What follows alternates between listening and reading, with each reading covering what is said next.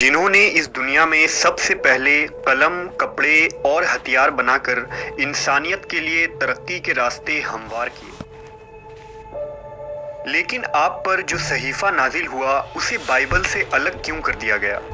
The book of Enoch एक ऐसा सहीफा जो शायद दुनिया की सबसे पुरइसरार किताबों में एक है, क्योंकि इस किताब में इस कायनात की पैदाइश, हज़रत आदम अलैहिस्सलाम के ज़माने के पुरइसरार कहानियाँ और ऐसे राज लिखे हैं जो शायद हमारे पढ़े गए तारीख से मेल नहीं खाते। जाइंट्स, इल्म नजूम, पोर्टल्स और खिलाई मखलूक से हज़रत इदरीस अलैहिस्सलाम का जंग करना, ये तमाम चीज़ें इस किताब को मज़ीद पुरइसरार बना देती है। क्या वाकई हज़रत इदरीस ने खिलाई मखलूक से जंग करके इंसानियत को बचाया था? इस्लामी रिवायात इसके मुताल्लिक क्या कहती है? क्या मॉडर्न साइंस का सबसे बड़ा सवाल यानी एलियन और पोर्टल्स का हज़रत इदरीस की ज़िंदगी और दौर से कोई ताल्लुक़ है?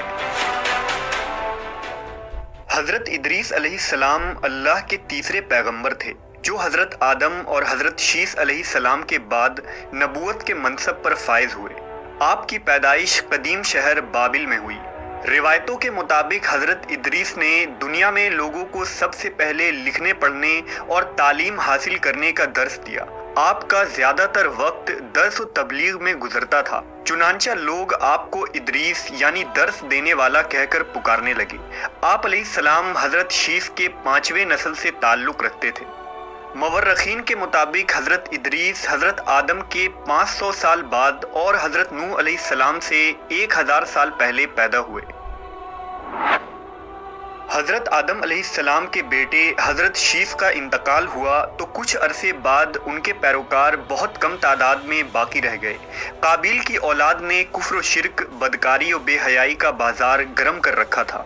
जिनाकारी और शराब नोशी आम थी। हर तरफ बुतों की पूजा और आग की परस्तिश हो रही थी। लिहाजा बनी आदम की हिदायत और रहनुमाई के लिए अल्लाह ने हज़रत इदरीस का इंतखाब किया।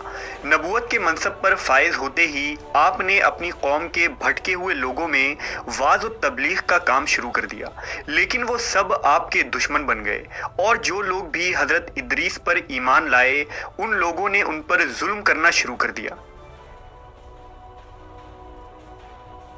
लिहाजा हज़रत इदरीस ने अपने पैरोकारों के साथ बाबिल से हिजरत करने का इरादा किया।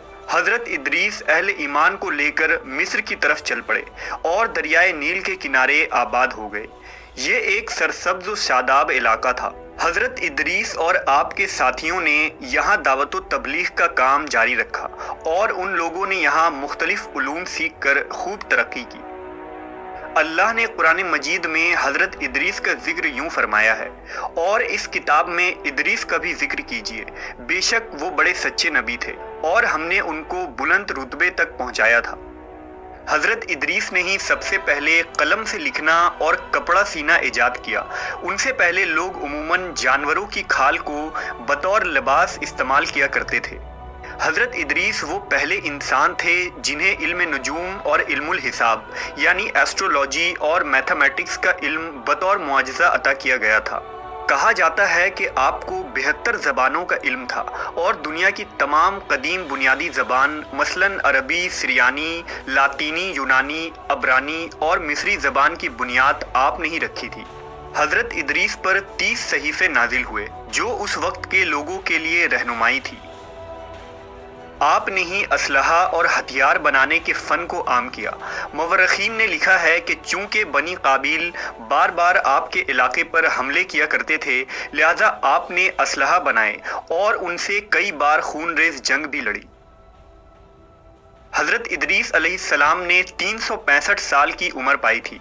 उलमा व मुफस्सरीन और बहुत से ताबईन का ये कौल है कि हज़रत इदरीस अलैहिस्सलाम को ज़िंदा आसमान पर उठा लिया गया था और चौथे आसमान पर आप अलैहिस्सलाम के रूह को कब्ज़ की गई, जहां नबी सल्लल्लाहु अलैहि वसल्लम ने मेराज की रात आपसे मुलाकात की थी। مشہور مصنف جمال الدین القفلی نے لکھا کہ عراق و ایران کے سرحدی علاقوں میں آباد التیمہ نامی ایک قوم حضرت ادریس کی باقی بچے ماندہ قوم میں ہیں، جو سائبین کی ایک شاخ ہیں۔ یہ لوگ خود کو ادریسی کہتے ہیں۔ یہ لوگ ستارے کو اپنے دینی رسومات کا ماخذ سمجھتے ہیں اور اپنی عیدیں اور قربانیاں ستاروں کے عروج اور رجوع کے وقت کے مطابق مقرر کرتے ہیں۔ قرآن و حدیث کے علاوہ حضرت ادریس علیہ السلام کی زندگی اور ان کے زمانے کے متعلق معلومات کے دو مزید ذرائع موجود ہیں۔ پہلا قدیم سومیری تختیاں اور دوسرا توریت کا گمشدہ صحیفہ یعنی دا بک آف اینوک۔ سن 1946 میں بحر مردار کے کنارے ایک غار میں 900 قدیم صحیفے دریافت ہوئے۔ یہ وہی صحیفہ ہے جو ہنوک یعنی حضرت ادریس پر نازل ہوا تھا۔ ان صحیفوں میں ایک بڑا صحیفہ توریت کے گمشدہ حصوں کا تھا، جسے آج ہم دا بک آف اینوک کہتے ہیں۔ بک آف اینوک میں تاریخ انسانی کی ایک مختلف کہانی ملتی ہے، جس میں حضرت نوح کے زمانے تک کے واقعات لکھے گئے ہیں۔ اس صحیفے میں ایک خاص قسم کے مخلوق کا ذکر ہے جسے دا واچرز کہا گیا ہے۔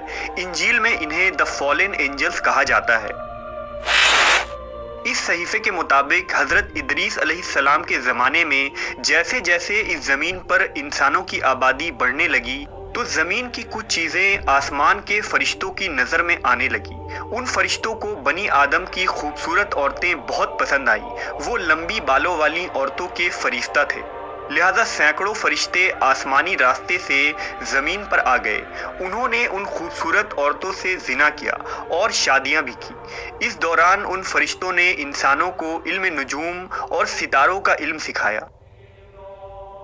ان عورتوں نے جب بچوں کو جنم دیا تو وہ انسان نہیں تھے، بلکہ عجیب و غریب دیو ہیکل مخلوق یعنی جائنٹس تھے، جسے بائبل میں نیفیلیم کہا جاتا ہے۔ اسلامی روایات میں بھی اس طرح کے لمبے قد والے دیو کا ذکر جگہ بجگہ ملتا ہے۔ بک آف اینوک کے مطابق وہ فرشتے زمین پر اپنی حکومت قائم کرنا چاہتے تھے اور انسانوں کو اپنے تابع کرنے کی خواہش رکھتے تھے۔ دراصل اہل کتاب یہود و نصارہ کا یہ عقیدہ ہے کہ ابلیس ایک فرشتہ تھا اور اس نے جب اللہ کی نافرمانی کی تو وہ مردود ہو کر ابلیس کہلایا، جبکہ قرآن و حدیث کے مطابق ابلیس فرشتہ نہیں بلکہ ایک جن تھا۔ لہٰذا اس غلط عقیدے کی بنیاد پر توریت اور عیسائی لٹریچر میں ان مخلوق کو فرشتہ لکھا گیا ہے، جبکہ فرشتے اللہ کے حکم کے تابع ہوتے ہیں، نہ ہی وہ نافرمان ہوتے ہیں اور نہ گناہ کر سکتے ہیں۔ وقت گزرنے کے ساتھ زمین پر ان واچرز کی آبادی بڑھتی چلی گئی۔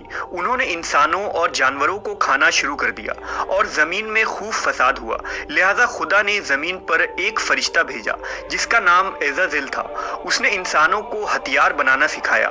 اس فرشتے نے انسانوں کو ستارے، سیارے اور کائنات کے متعلق علوم سکھائے، اور اسی نے اینوک یعنی حضرت ادریس علیہ السلام کو جنگ کرنے کے طریقے بھی سکھائے۔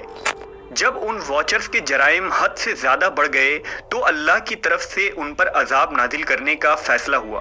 لہٰذا وہ واچرز حضرت ادریس علیہ السلام کے پاس آئے اور انہوں نے اللہ سے اپنی سفارش کروائی، لیکن ان کی سفارش قبول نہیں کی گئی اور آسمان سے حضرت جبرائیل و میکائیل کی فوج نازل ہوئی۔ اس فوج نے ان کو زمین کے تہہ میں دفن کر دیا، جہاں وہ 70 نسل یا قیامت تک یوں ہی دفن رہیں گے۔ حضرت ادریس علیہ السلام کا ذکر قدیم سومیری تختیوں میں بھی ملتا ہے۔ ان سومیری ٹیبلٹس کے مطابق خنوخ کے دور میں آسمان کے راستے سے اس زمین پر دوسری مخلوق آئی تھی جن کا نام انوناکی تھا۔ سومیری انہیں خدا مانتے اور ان کی پوجا کیا کرتے تھے۔ ماڈرن ریسرچر کے مطابق انوناکی دراصل ایلینز کی ایک نسل تھی جو اس زمین پر آئی تھی۔ ان انوناکی نے ہی انسانوں کو میٹل پروسیسنگ اور مائننگ کا کام سکھایا۔ اس کے علاوہ ایسٹرونومی، سائنس، میتھمیٹکس، کاسمیٹک کا استعمال اور ہتھیار بنانا بھی سکھایا، جس کی وجہ سے انسانی تہذیب پروان چڑھی۔